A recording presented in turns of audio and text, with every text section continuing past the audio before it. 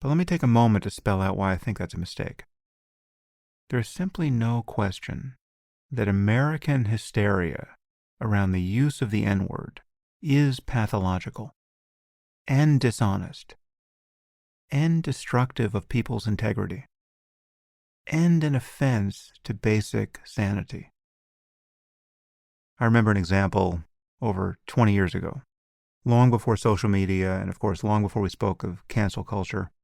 We would have called it political correctness back then, where an aide to the mayor of Washington, D.C.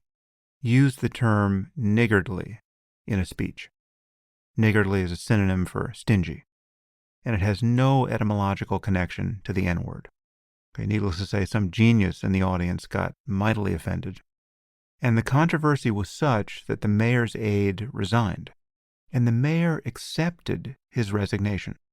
This person was later reinstated in another role, I think. But it's a sign of how far we've wandered from the path of progress that the NAACP at the time recognized just how absurd and demeaning of its own interests the initial taking of offense was. Julian Bond, who was the chairman of the NAACP, said, quote, "You hate to think that you have to censor your language to meet other people's lack of understanding." And then he said, "Seems to me that the mayor has been niggardly in his judgment on the issue." Okay, that was great, right? That was decent. That was sane.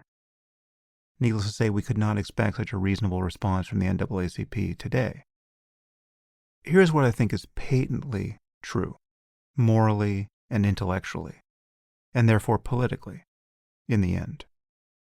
The idea that a white person cannot say the N-word for any reason when discussing its use, when reading Huckleberry Finn out loud, when dissecting public controversies of the sort that I'm discussing now, is completely insane. To hold this view is to attribute magical properties to words. It's the very essence of a childish relationship to language. And it makes a mockery of the very real social problem of racism. That is, bigotry as applied through the lens of race.